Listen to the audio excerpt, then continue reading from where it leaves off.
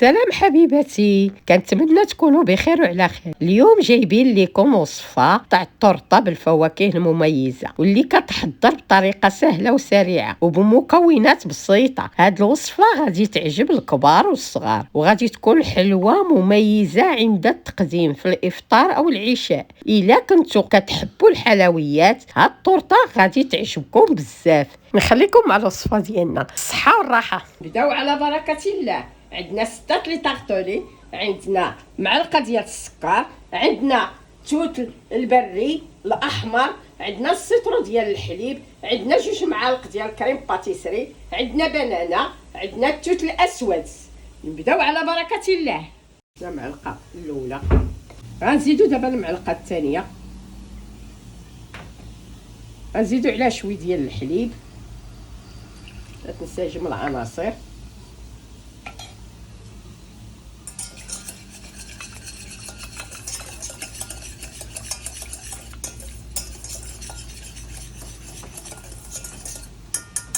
زيدوا عليها الحليب الباقي،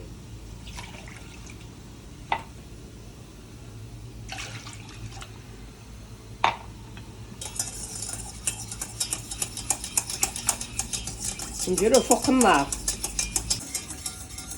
ونزيدوا عليها معلقه ديال السكر. بعد ما درنا الحليب والكريمه والسكر غنحركو مع دوام التحريك.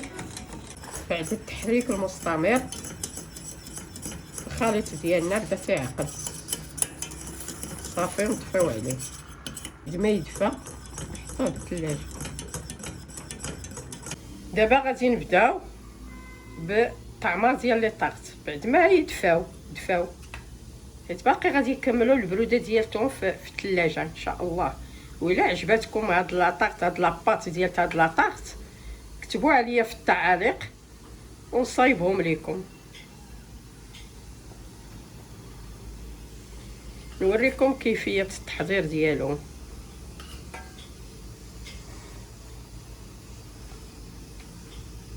هاد السيترو تيخرج لكم تبارك الله.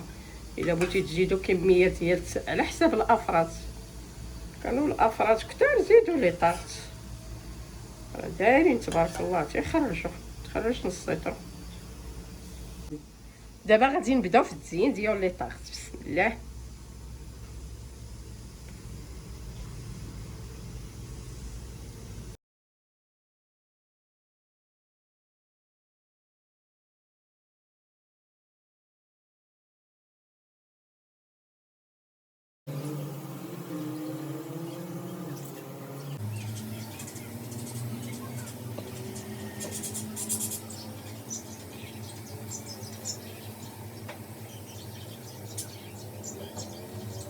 بعد التزيين دابا ان شاء الله غادي نحطوه دابا في الثلاجه تيبرد ونحطوه في مائده التقديم.